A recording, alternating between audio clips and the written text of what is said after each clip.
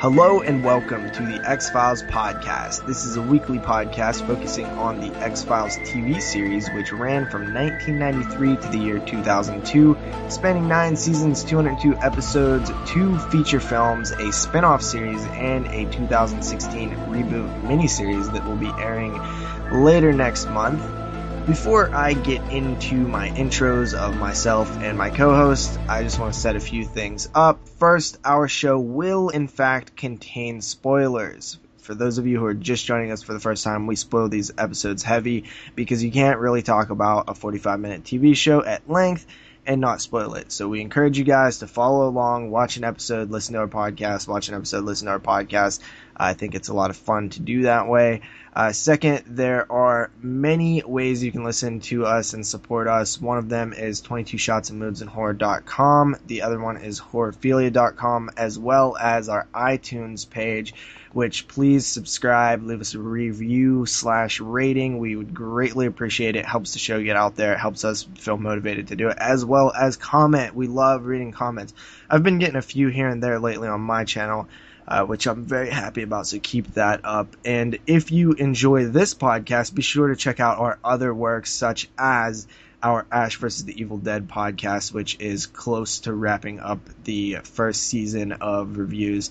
And be sure to check out our personal YouTube channels. I am Double Shot J, one of the co-hosts of this show, JP, podcasting out of Southwest PA. And joining me tonight is the man, the myth, the legend, Mr. Kyle Thomas, also known as the Horror File on YouTube. What's up, guy? What is up, JP? Nothing much, man. Just wanting to knock out some X-Files. Yeah, but I mean, other than that, I been kind of busy today. I just uploaded 2 videos to my channel. So you guys check out my channel if you are listening. I know I've had a couple subscribers. I don't know if it's from, some listeners of this podcast or, whatever, but appreciate that if it is any of you guys, and appreciate you guys listening to this. We are having a pretty good time, me and JP, doing this podcast, doing the X-Files, man. This is one of those shows that, every episode's different, and it's just a fun show to follow. Even the episodes that aren't that great, still a fun show to follow. Got 2 iconic characters, Mulder and Scully, so we're having a blast with it. So we appreciate you guys following along if you are. So yeah, absolutely. So Kyle, let me ask you this: what are we doing tonight? What episode? Who's it directed by? Who's it written by? And when did it air? Yeah, so tonight we are getting into Season 1, Episode 9. This episode is called Space. It was originally aired on November 12th of 1993. It was directed by William Graham, do you know anything that William Graham has done? So William Graham started directing in 1956, and he went on to do just a lot of things that I never, ever in my life have heard. A lot of TV, a lot of movies, up into the 60s, he did a lot of TV and stuff in the 60s. He actually directed, the first thing that I noticed, the first thing that I'm aware of is the Batman TV series from the 60s. He directed 2 episodes of that, and then honestly nothing. I don't see anything that I'm familiar with all the way up into the 70s. Going through his filmography up and up and up all the way through 79, there's nothing I even know. So, he's just done probably just things that I was never interested in, because I recognized maybe 2 things on his entire 118 film filmography. And he actually did die in 2013. His name was William Graham, obviously. And he actually directed Return to the Blue Lagoon, so that's like the first familiar name there besides the Batman stuff. Huh. It's also interesting to note that something I saw that's similar to a death is one of our main actors in this show. His name's Ed Lauder. He actually has been an actor for a long time. He was born in 1938.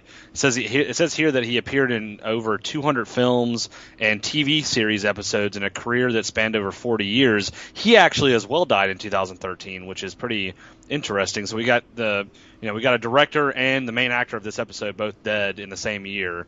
So interesting to note. I saw that earlier as I was kind of researching some things. So, um, Interesting.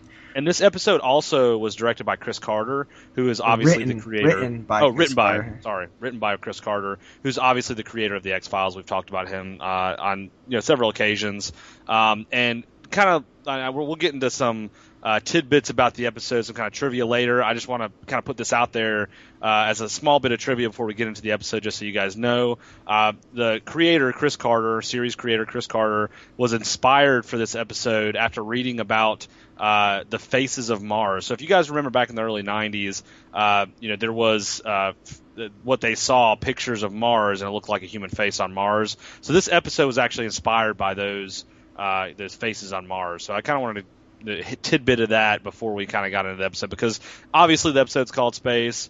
It's about Mars. It's about space. So yeah. You want to go ahead and start getting into it, JP, with me? Yeah, one thing before we actually get into the episode is the famous U.S. viewers, which we always sort of cover. Yeah. This one is up 700,000 people from the previous episode, which is weird to me. So is it 10,700,000, which the last episode was Ice, which was my favorite episode, and that was only at 10 million viewers. So it is kind of weird that this one, I have a theory. Sometimes I feel that if there's a really good episode, then the next episode will receive a bump. Because if there's a good episode, people will be talking about it, and then it's going to let people know, like, oh, I got to check out the X-Files next week. I heard there was a really good episode last week. And I feel like that's the reason why Space has a little bump there with an 0.7 million higher.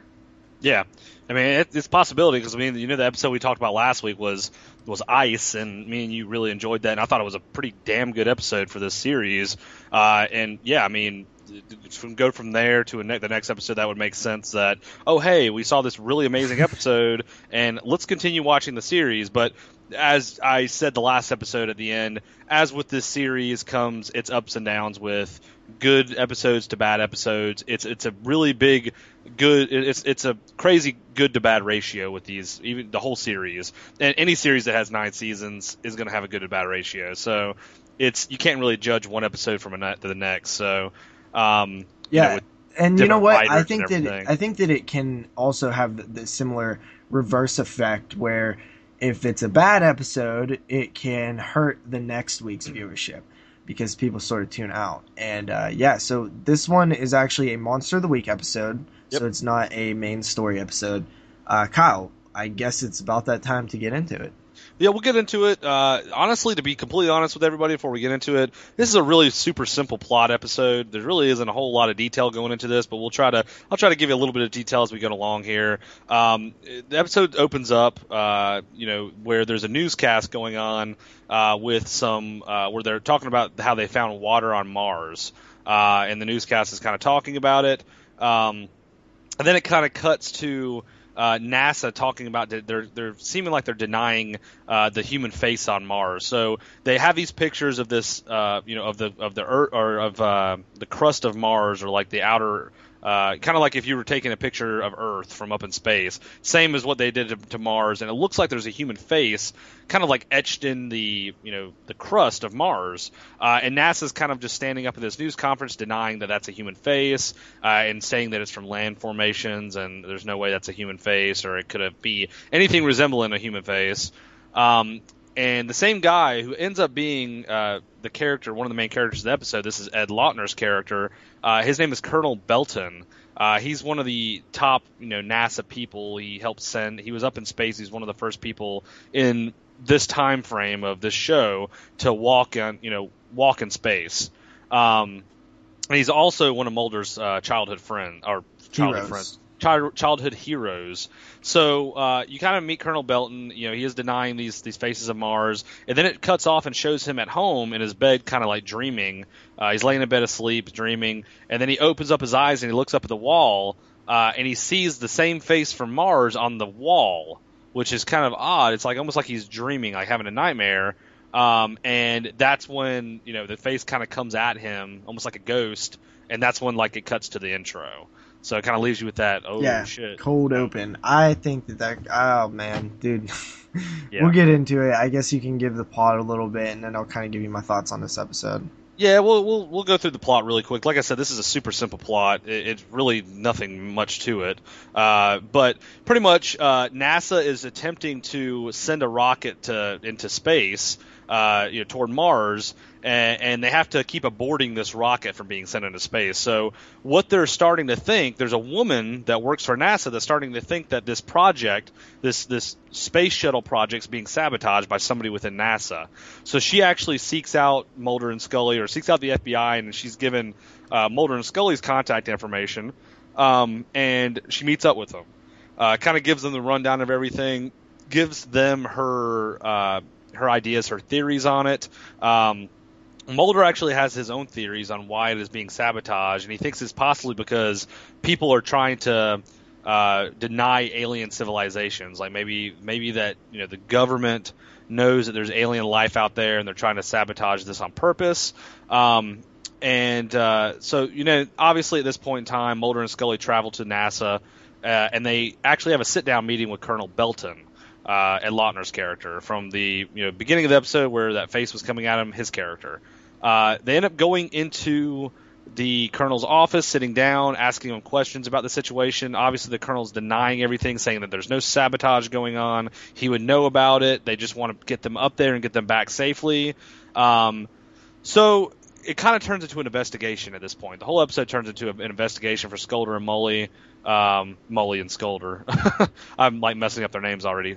Mulder and Scully, and they kind of start asking around at NASA for any kind of evidence that possibly could lead to them possibly finding out that this project was being sabotaged.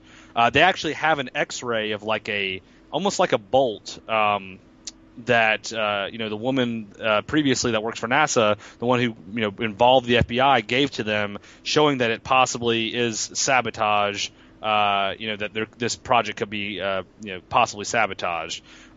They show it to some NASA agents. The NASA agents don't think that they have no idea what the part is. They've never seen it before. They're saying that does look kind of sketchy. And then they, kind of cuts off, shows that the shuttle is trying to go up. The rocket actually gets sent up with all the the NASA people in it to kind of go up into space, and they end up losing communication to the shuttle. So at this point in time, kind of where we're at in the episode, just to kind of recap, because we're about halfway through the episode already. Pretty much the woman, her name is actually Michelle, who works for NASA, thinks that this project is being sabotaged, obviously, by someone internal to NASA. She involves Mulder and Scully. Mulder and Scully are asking around in NASA. They ask the colonel's denying it. They're asking around in NASA at this point to try to find out if anybody has any idea of why this could be sabotaged, or if they have any idea of who's doing it. Everybody's denying it. They don't think that it's being sabotaged. And then other than the NASA employees, the ones that they asked, they're contracted employees, they think that something is sketchy and they're not really sure what was going on. So that's kind of where we're at now. And then they send up this rocket. The rocket actually goes up, and they lose communication to the rocket. So we're pretty much where the rocket's in the air, it's in space, we don't have any contact from mission control to the rocket, and Mulder and Scully are being asked to kind of look around by Michelle and try to find out if them losing communication could be possibly sabotage as well. So Michelle is having Mulder and Scully follow her in her car at this point in time, and then all of a sudden out of nowhere, Michelle sees the face kind of come toward her, and this is the woman that got Mulder and Scully involved, and her car flips in a lame ass 90s way as well, where it just it's like and then it cuts, and then we just see the car turned over. We actually have a reason though. We actually have a reason though of why the reason why a lot of the scenes in this episode were fucking low budget. Like we'll get into that afterwards. I'll talk about that. But I agree, it was pretty shitty, pretty lame. Just because it's low budget doesn't mean that the audience should feel the lameness. Yeah, you will notice the lameness, especially of the face that keeps coming toward these people. It's pretty lame, but we'll get into that in a little bit. So then they actually reestablish. They all go back to NASA after the car flips. Mulder pulls Michelle out of the car. Michelle kind of is explaining what she saw. Mulder is kind of curious about it, and then they end up going back to NASA. They find out the shuttle, the shuttle that's up there. They finally reestablish contact.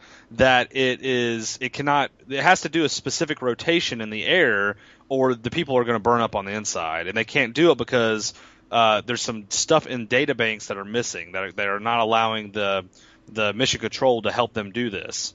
So they actually cut off ground control to the shuttle. The shuttle did a manual rotation, fixed the issue, good to go, or at least we think. So that night, it shows the colonel laying back down in the bed. It looks like he went back home or went to a hotel room. He's laying down, and then it shows this apparition from the beginning of the episode come out of his body and go up into space, basically. So basically, when the colonel, at this point in time, kind of what you find out about the episode is when the colonel was in space, when he was actually in space originally, back in the day, this apparition came into his body. Now he's sending these people up into the air, and this apparition is trying to go out of his body up into space to basically sabotage the mission that they're doing, which is kind of a crazy plot. Kind of really hard to follow, honestly, and just kind of weird. Yeah. But anyway, it leaves, goes up into space. We're almost to the end of the episode here. Michelle thinks that the colonel is putting all these men at risk for, making them do a manual turn in the air and all this. Mulder and Scully find out that the colonel, they actually get it out of him that he's the one sabotaging the shuttle missions. He kind of starts saying that, hey, they want me to do this. It's been in my body. They want me to do this. I didn't have any choice. And so they know at this point in time the colonel is the one that's been doing this all along. And keep in mind, we didn't really hint on it a whole lot, but this is Mulder's childhood hero. He's kind of worshiping this guy because he loved he loved watching space exploration when he was little, and he's kind of hero worshiping this guy. But now he's seeing this guy's kind of a saboteur, and something's going on with him. Saboteur.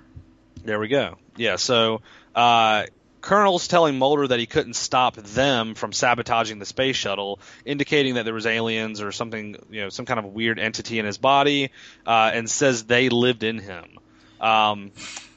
Michelle ends up bringing all the people in orbit down. The rocket she ends up bringing down from orbit the colonel states if they actually change the trajectory to 35 degrees, it'll save them. And they end up saving the astronauts, and the colonel ends up dying at the end of the episode. And that's pretty much it. It ends pretty abruptly as well, with the colonel dying, and that's pretty much it. That's the end of the episode. They just kind of don't really get into everything that actually happened. You just see it happen as it's going along. So, yeah, that's space. Now, what's funny, and I will say this, we're not going to get into our thoughts right now, but I will say this, JP. I was kind of telling JP before the episode started, I was like, it wasn't that bad, but now reading over the show notes again, I'm like, that was pretty stupid. Dude, it's awful. This episode sucks, dude. It's all talking. Nothing happens. The dude, whenever there's 3 moments of excitement in this entire episode. One of them is when a terrible looking Casper ghost flies at a guy. And it flies at some chick driving down the road. It's seriously, dude, it's just talk. I don't give a fuck, dude. Yeah, it's so bad. I actually struggled through this episode, man. I really will say, I guess, do you want to go in? Do you want to get into our thoughts first, or do you want to get into? Let's just talk about our main thoughts. I think that one of the problems with this episode is just that there's nothing there. There's no real motivation for anybody. It's just a cool themed episode, we're gonna do a space episode, but you expect by the time they do a space episode, since the goddamn show is focused so much on aliens, that it would be a bigger part instead of some space ghost. It's just just, it lets you down. It's supposed to be NASA, and it's supposed to be it should be a bigger episode than it is. And we will get into the backstory of this episode later, but I mean, overall, I could not get into it. Did not care for any of the characters, outside of our, main characters. It all took place in this, 2 places. There were, maybe some stock footage where it does look kind of intense, where he's like, there's somebody here with me or something like that. Like that was like the only moment in the entire episode where I felt anything besides boredom. Yeah, I honestly, at first when I watched the episode, I guess I was trying to give it a little bit more credit, just because of the whole. Because I you're was a a big space nerd. Well, I was. When I was younger, I was a space nerd. But now reading back over the show notes and going over it again, yes, this was a very, very poor episode. And I know we haven't gotten into trivia yet, but it was also Chris Carter's least favorite episode of the entire series. Actually was part of my trivia, so we can go ahead and get into that now. Yeah, that is saying something. And he wrote it. You know what's funny? As soon as I looked and I was like, oh, wow. I was like, oh, Chris Carter wrote this, huh? And I believe you were like, oh, I take it you didn't like this episode? And I was like, no. No, I knew you didn't like it just from the way that you were kind of like laughing when we were kind of talking about it. And like I go back now and I will say, like I said, this was probably the worst episode we've seen thus far, in my opinion. Yeah. Yeah. I don't think that there's been one. I mean, I know you didn't like the Jersey Devil one that much, but this is way worse. This was way worse. It really was way worse now that I think about it. So, and what's sad about it is Ed Lautner, who's actually I've seen him in so much stuff. He actually said as well that when they asked him about the episode, he stated, "I don't really have a lot to say about that, except I think I did a nice job, and that it was nice working up in Vancouver with David Duchovny and Gillian Anderson." So he's saying, "I don't have really a lot to say about that." So he's not really referring to the episode as something that he's very proud of. Yeah, I mean, this episode just got critically bashed as well. The writer of the X-Files Declassified books says that this is perhaps the series' dullest, least suspenseful episode. I mean, that's high, hate right there. I do agree. This was not very good. I mean, you want to get into tears? Yeah, I mean, well, let's get into the, you want to do trivia first or tears? We always end on tears. Let's do the tears last. Okay. You can go ahead and do some trivia. Okay, so like you said that, the fact that Chris Carter did not like the episode, but I thought that also of note is that this episode was supposed to be another bottle episode, where they were supposed, I like doing these shows because I'm kind of learning all new terminology for TV, which is different from terminology for film. But bottle episodes are episodes that are supposed to be very low budget and just contain just simple episodes to save budget for bigger episodes later in the season. And what had happened was this episode actually, they figured they could use some inexpensive stock footage from NASA, which they do use, which you can obviously tell is stock footage, and it isn't the greatest, but it also is like the only moments of excitement in the episode, so that's saying something. But they actually did save some money on that end, but the building of the space station and all that, the construction of the command center, actually pushed them, and it actually caused them to be the most expensive episode of the first season, which is crazy considering their plan was to save money here. That is insane that it caused, and what honestly is surprising to me is why couldn't they just there's that Mission Control didn't even look like that great. It looked shitty, man. It's like they could have just paid NASA maybe I don't know, a couple of grand to borrow a Mission Control with nothing working for maybe not even an hour, because they didn't even show Mission Control that much in the episode, if you ask me. Maybe 10 minutes the entire episode. Yeah, I don't know, man. That's crazy to even think about. Yeah, Carter also said that he blames the infeasibility of showing the astronauts in the space and stuff to partly being why the episode kind of failed.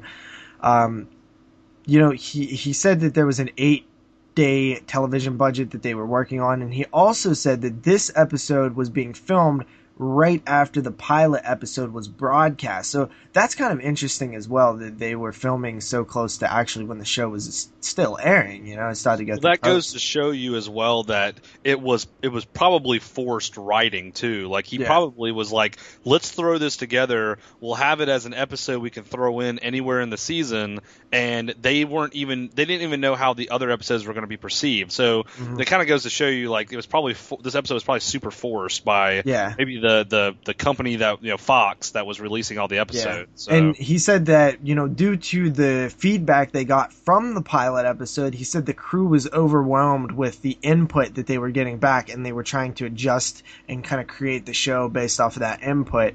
And he said everything was just happening at once. So this just sounds like a failure altogether on all fronts, and it pretty much was. I mean, I think that it's definitely the worst episode that I've seen, and that's definitely just, I don't know, man. But like you said, there's going to be episodes like that. No, this whole series, I've said in previous episodes, I've seen this series, probably 2 or 3 times. I've watched every episode. I know everything that happens in this series, and every single season. We got 20 episodes a season, man. So, and there's all different kinds of writers, 24. directors that are involved with this show.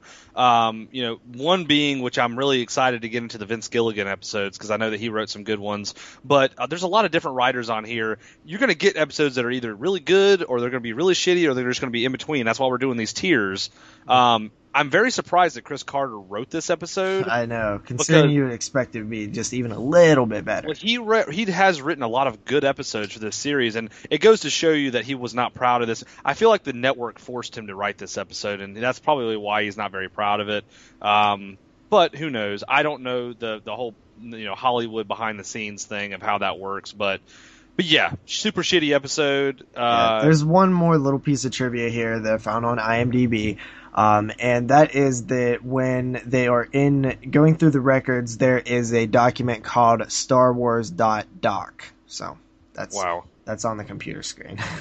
That's interesting. Wow, imagine seeing a document when you're in a NASA computer terminal and there's something called Star Wars. Star Wars. You'd be like, God, who the hell? What nerd is on this computer? You know what I mean? Yeah. I don't know. But yeah, I mean, you want to get into tiers, man? Yeah, so I think it's no surprise that I did not like this episode. I would honestly say that I hated this episode. I did not find very, maybe 2 minutes out of a 45-minute episode enjoyable. 2 minutes, maybe? So I didn't really like this episode in the slightest. And this is the lowest of low tiers. This is just scraping the bottom of the barrel for me. If there's many more episodes like this, then I'm going to be frustrated, especially coming off such a great episode from last week, which was ice. And space is no ice. And even though I was going to do some pun, but I decided against it. My better judgment played into that. So, yes, low tier, Kyle. I am going to agree with you. I definitely consider this a low tier episode. When I first, I'll kind of explain why I tried to like this episode.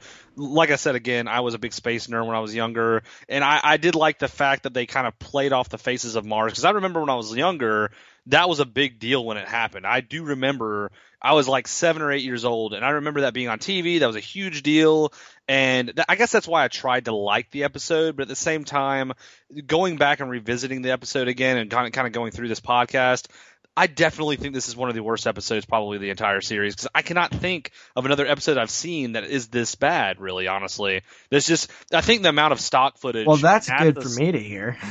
Well, yeah, I mean, there's tons of better episodes in this, and I can't think of one off the top of my head that was worse than this, but I think the amount of stock footage was another reason I did not like this episode. And it even says here that they try to keep the episode inexpensive, so they used a ton of NASA stock footage. I don't mind stock footage, but they did overdo it in this episode. Like, there's probably 15 to 20 minutes of stock footage, of them in space saying, "Help us, there's something coming toward us," and it was just really sad. But yeah, I give it a low tier. Definitely, if you're in the first season, definitely follow along with this. But if you just want to hear the podcast and you want to hear what's good, I don't think that you guys need to see this episode. You can skip this episode, definitely for sure. Yeah. So that is kind of going to wrap it up for this one. Next week, though, we are back with a non-Monster of the Week episode, a official plotline story episode, which I think is pretty cool. It has been a while since we've done one of those. We finally will break double digits next week. But until then, I am JP. That is Kyle, the Horror File on YouTube. I am Double Shot J on YouTube. You have anything else to say, Kyle? Nothing else to say. I appreciate you guys listening. Check us out on our YouTube channels. We'll be posting all these podcasts, or posting each episode of the podcast. Subscribe to the pages. And other than that, peace out.